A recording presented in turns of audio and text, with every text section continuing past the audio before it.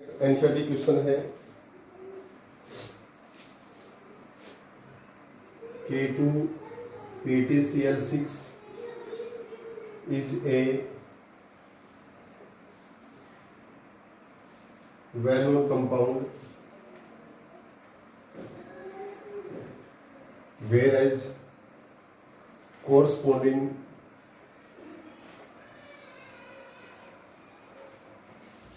nickel compound is not known. Why? Next question है बच्चों,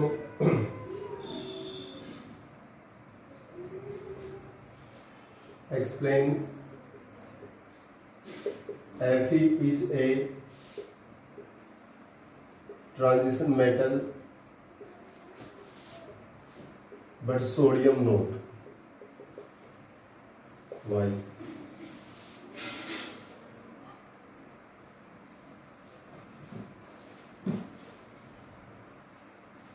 next कह रहा है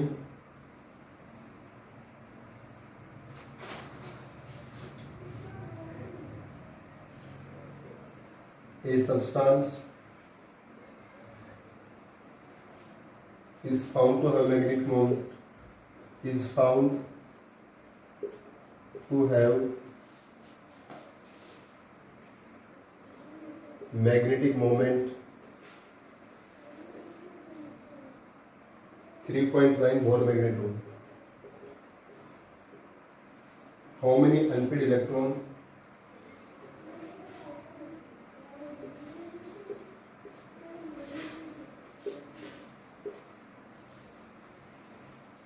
does it explain?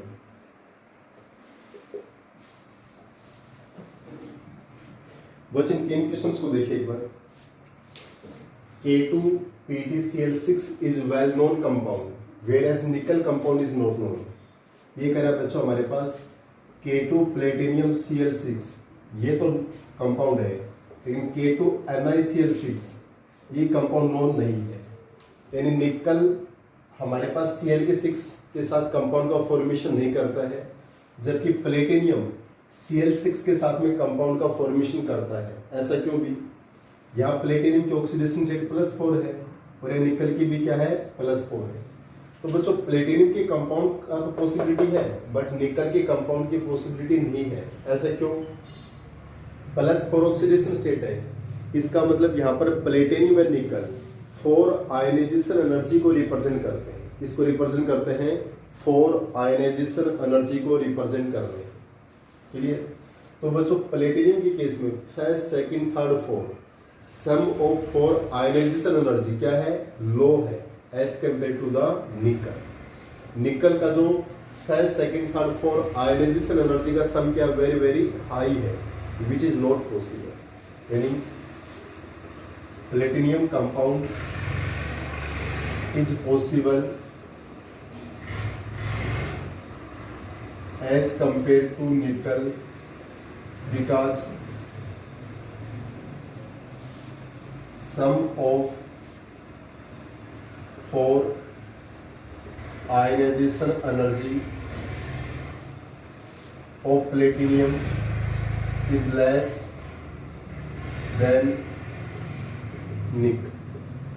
कि प्लेटिनियम की सम ऑफ 4 आयनाइजेशन एनर्जी है वो क्या होता है? लेस होता है एज कंपेयर टू द निकल। निकल का सम ऑफ 4 आयनाइजेशन एनर्जी क्या होता है? Very very high, so which is not the possible. इतनी हाई अमाउंट ऑफ एनर्जी की जो रिक्वायरमेंट होती है वो पॉसिबल नहीं है, इसलिए निकल कंपाउंड का फॉर्मेशन नहीं करता है। सिर्फ कौन करता है? प्लेटिनियम Cl6 के साथ। Expand iron is a transition metal.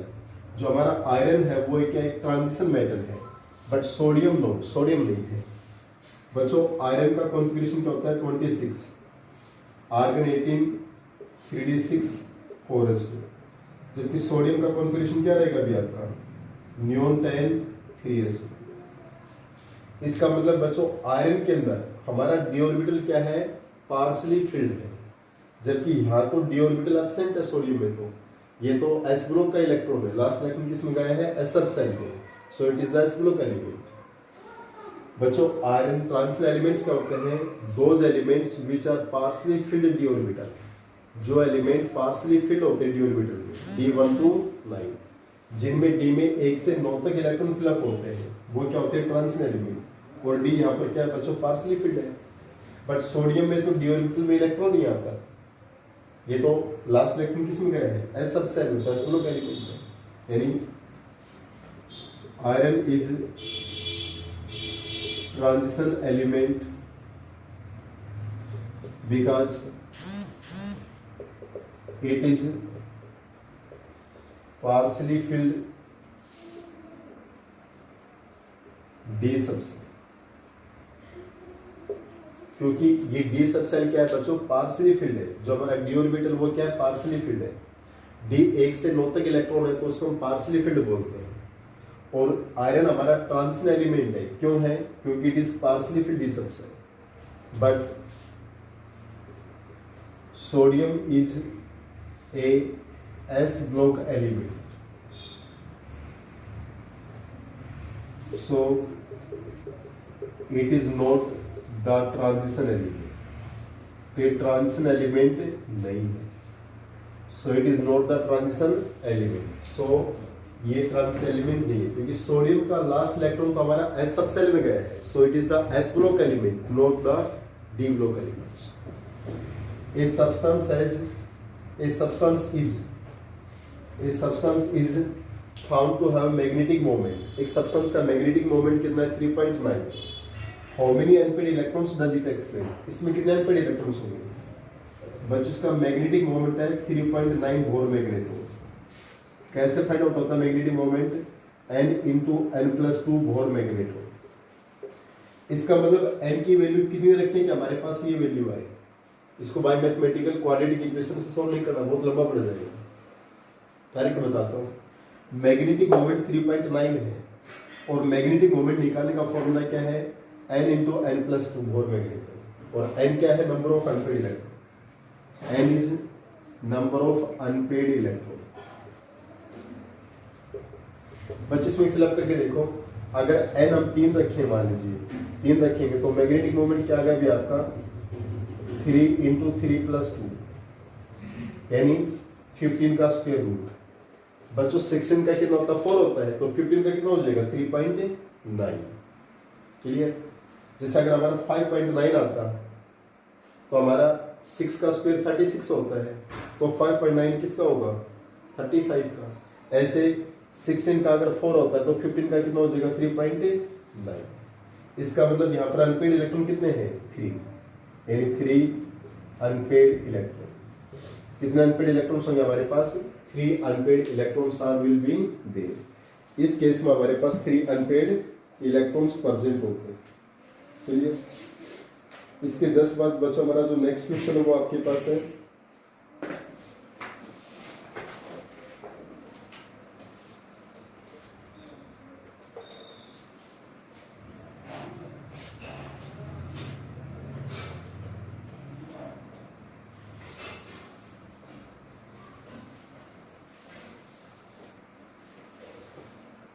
Next question बच्चों हमारे पास है,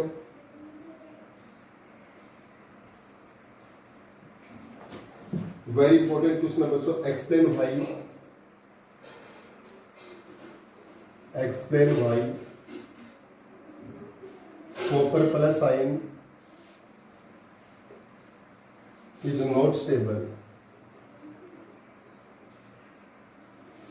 इन एक्वस सॉल्यूशन। बच्चों इसके जितने भी NCERT question very very important है, और ये क्वेश्चन तो मेनी टाइम्स आस्क किया गया भैया आपसे।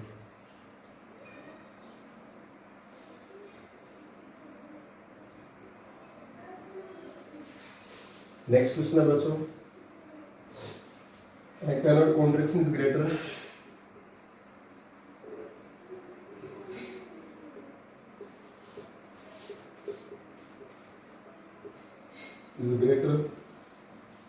from element to element.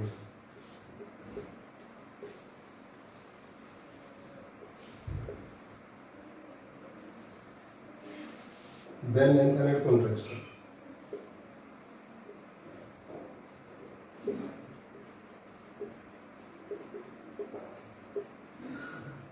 Y.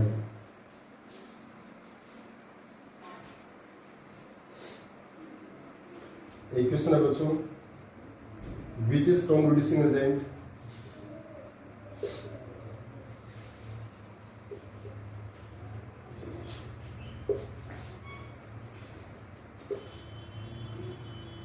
Cr2 plus और Fe2 प्लस।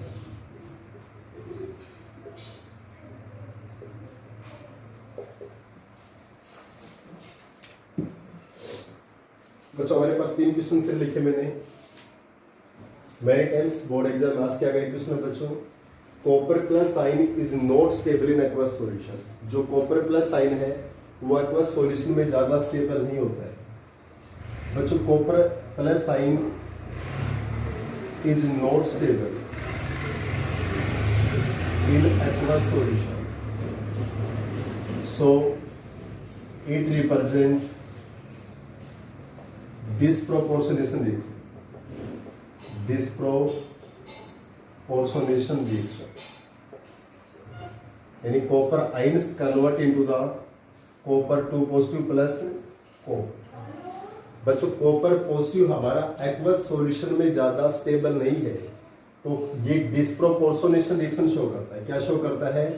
डिस्प्रोपोर्शनेशन शो करता है। डिस्प्रोपोर्शनेशन रिएक्शन क्या होती है? when one element is oxidized as well as reduced। या कॉपर की ऑक्सीडेशन रेट +1 है या +2 है और यहाँ पर 0 है। बच्चों ये +1 से +2 में गया क्या हुआ? ऑक्सीडेशन। और +1 से 0 पे गया क्या हुआ? रिडक्शन। इसका मतलब कॉपर ही का ही ऑक्सीडेशन हो रहा है, कॉपर का ही क्या हो रहा है? रिडक्शन। यानी यहाँ पर +1 से +2 गया क्या हुआ है? ऑक्सीडेशन। और +1 से 0 गया क्या हुआ है? रिडक्शन। इसका मतलब यहाँ पर कॉपर का ही ऑक्सीडेशन और कॉपर का ही रिडक्शन है। So it is the disproportionation reaction. ये हमारी कौन सी रिएक्शन है? Disproportionation reaction. बच्चों डिस्प्रोपोर्शनेशन रिएक्शन क्या होती है? जब एक एलिमेंट का ऑक्सीडेशन हो और उसी का क्या हो? रिडक्शन हो। When a single element is oxidised as well as reduced is known as disproportionation reaction. यहाँ कॉपर +1 से कॉपर +2 में गया और कॉपर +1 से किस में गया है? 0 में। So it can represent the disproportionation reaction। बच्चों डिस्प्रोपोर्शनेशन क्यों शो करता है? इसका रीजन है बच्चों, यानी कॉपर प्लस हमारा स्टेबल नहीं है, कॉपर 2 प्लस ज्यादा स्टेबल है। ऐसा क्यों? क्योंकि कॉपर 2 प्लस के अंदर बच्चों हाई नेगेटिव हाइड्रेशन एंथैल्पी है। क्या है? High negative hydration enthalpy which can compensate first and second ionisation energy. यानी कॉपर 2 प्लस में हाई नेगेटिव हाइड्रेशन एंथैल्पी है as compare to copper plus, so which can compensate sum of first and second ionisation energy. इसका reason क्या रहेगा? It is due to copper 2 plus has high negative hydration enthalpy which can compensate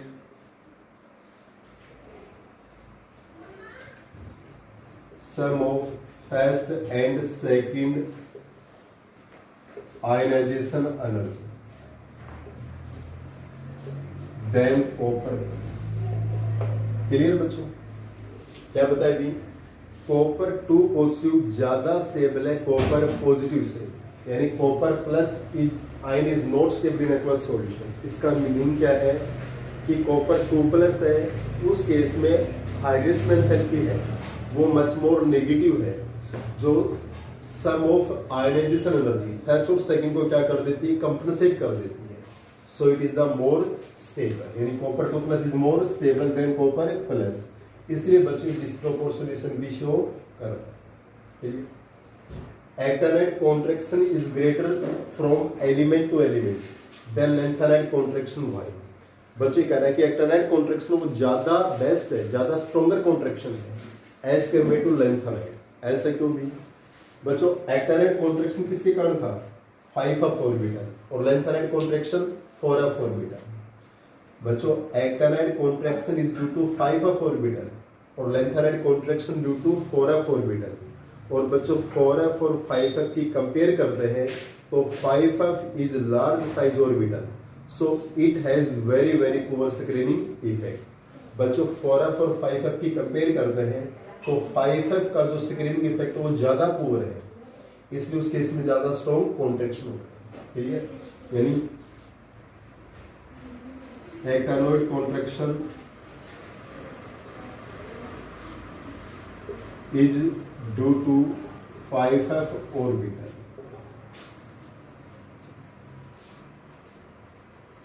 which is larger in size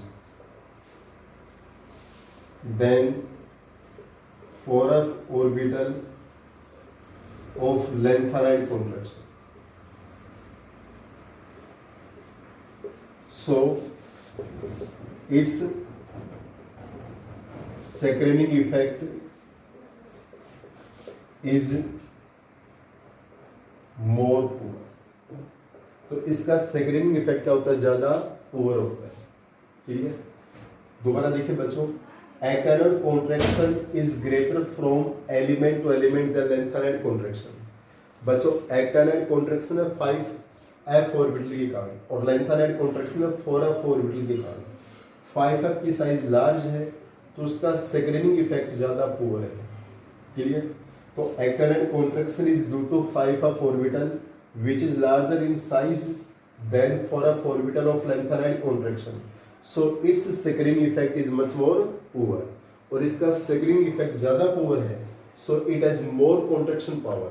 तो इसकी contraction power क्या है? High है, so it has more contraction. Clear? Next question, which is strong reducing agent Cr2 plus और Fe2 plus? बच्चों मैं दोनों के रिडक्शन कोएफिशिएंट लिखता हूँ। E0 Cr3 positive Cr minus 0.41 electron volt, E0 Fe3 positive Fe2 plus plus 0.77 volt. इस electron potential के basis पे बच्चों on the behalf of electron potential इसका ज्यादा नेगेटिव में है, तो ये मोर रिड्यूसिंग एजेंट है। बच्चों ये मोर रिड्यूसिंग एजेंट है। क्लियर? क्योंकि इसका ऑक्सीडेशन इजी है एज कंपेयर टू दिस, यानी on the behalf of reduction potential Cr2 plus is strong reducing agent because it can oxidize easily। ये easily से क्या हो जाता है? ऑक्सीडाइज हो जाता है। on the behalf of reduction potential it can oxidize easily, so it is the better reducing agent।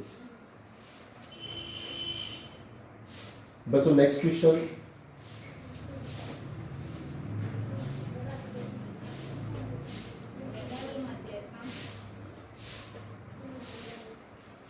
बच्चों एक हमारे पास what are misch metal and write their use. What are misch metal and write their use. बच्चों misch metal क्या होती है? Write their use. Misch metal क्या होती है? These are alloy of lanthanide, यानी these are alloy of lanthanoids। These are alloy of lanthanoid in which 95% lanthanoid plus 5% iron. ठीक है बच्चों, मिस मेटल क्या होती है? एलॉयज होती है। लैंथेनोइड के एलॉयज होते हैं जिनमें 95% क्या होता है? लैंथेनोइड और 5% क्या रहता है? Iron. They are used to make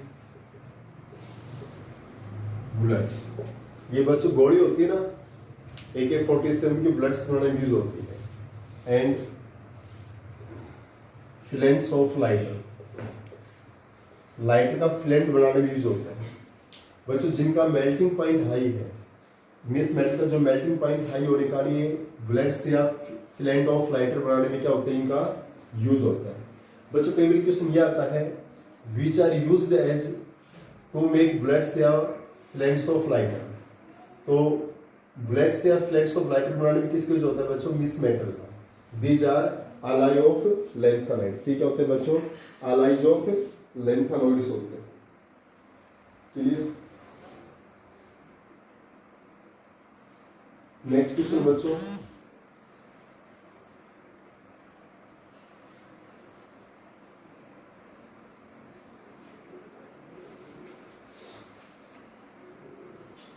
मैंने काफी हद तक क्वेश्चन डिस्कस कर चुका एनसीईआरटी के, फिर भी क्वेश्चन बचे हैं उनको मैं डिस्कस कर रहा हूँ।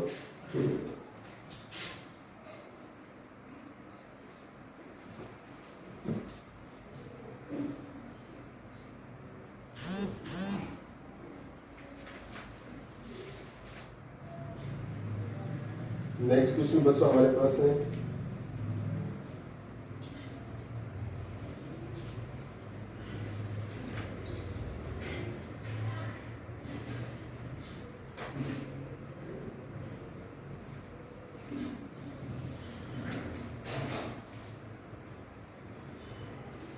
Giving reason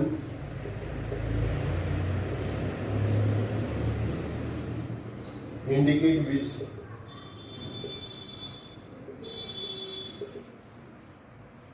of the following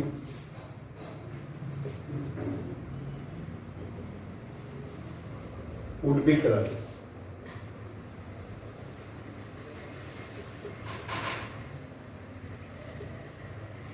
बच्चों CO2 प्लस स्कैंडिनियम प्लस 3 निकल 2 plus VO2 plus Fe3 plus.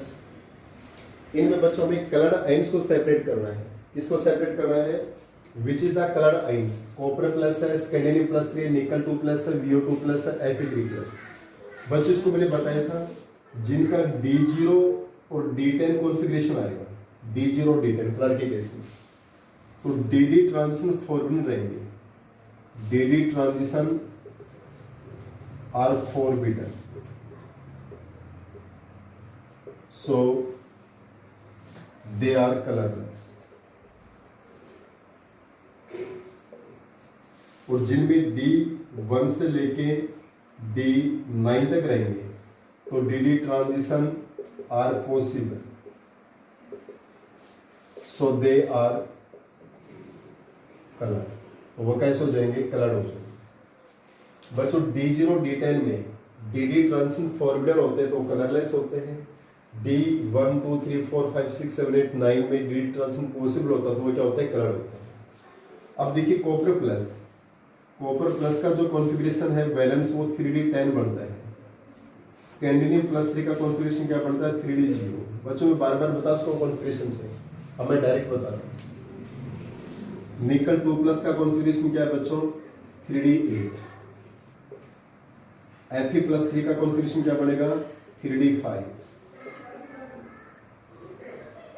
और वनडेनियम प्लस 4 बनेगा बच्चों इसके अंदर, उसका बनेगा 3D0। इसका मतलब देखिए बच्चों जहां D10 है, D0 है, D0 है, ये तो क्या हो गए, कलरलेस हो गए। क्लियर। क्यों कलरलेस हो गए, इन केस में DD ट्रांजिशन फॉरबिडन रहेगा। DD ट्रांजिशन क्या रहेगा, forbidden, so they are colourless. लेकिन जहां पर 3D8 है, 3D5 है, यहाँ DD ट्रांजिशन पॉसिबल है। इस केस में क्या है, DD transition possible, DD transition take place, so they are colour. ये कैसे हो जाएंगे आपके पास, कलर हो जाएंगे। जबकि इन तीनों के अंदर बच्चों कॉपर प्लस है, स्कैंडिनियम प्लस 3 है, VO2 प्लस है, ये कैसे है, कलरलेस। कलरलेस क्यों है, DD ट्रांजिशन फॉरबिडन है। बच्चों DD ट्रांजिशन फॉरबिडन क्यों है, क्योंकि इन केस में या तो D0 है या D10 है। यहाँ D0 D10 के कारण DD ट्रांजिशन क्या होता है, फॉरबिडन होता है, सो ये आर कलरलेस। और जहाँ पर D में 1 2 3 4 5 6 7 8 9 है, तो वो क्या रहेंगे आपके पास, कलर रहेंगे आपके। Clear?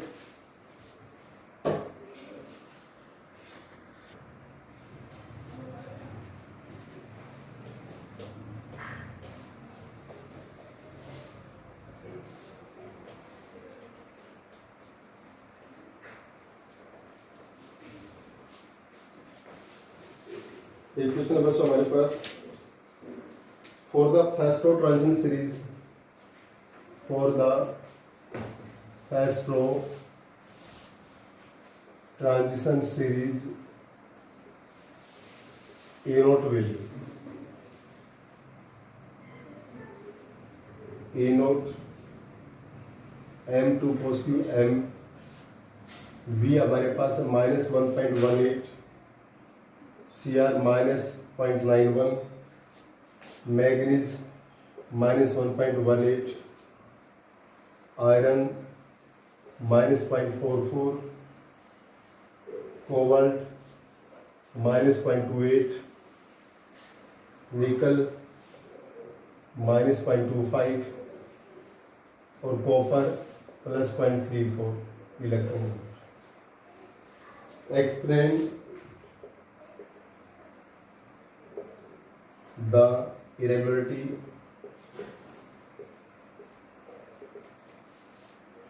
in the above value।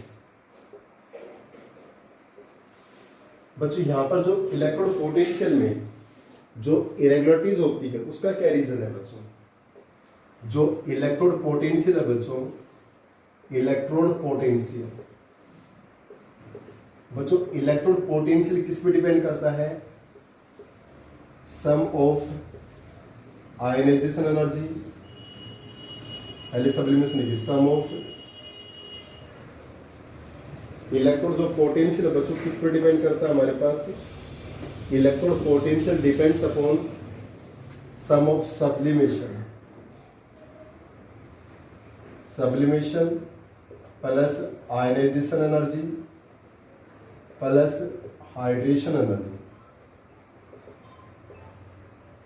इन सब के सम पे डिपेंड करता है बच्चों। इलेक्ट्रोड पोटेंशियल किस पे डिपेंड करता है बच्चों? सम ऑफ सब्लिमेशन, आयनाइजेशन और हाइड्रेशन एनर्जी पे डिपेंड करता है। सम ऑफ सब्लिमेशन, हाइड्रेशन और आयनाइजेशन एनर्जी पे डिपेंड करता है बच्चों।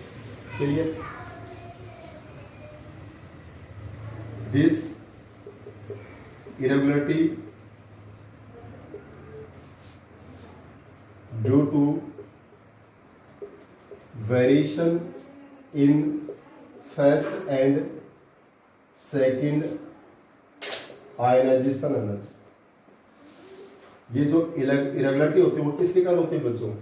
फर्स्ट और सेकंड आयनाइजेशन एनर्जी के कारण होती है।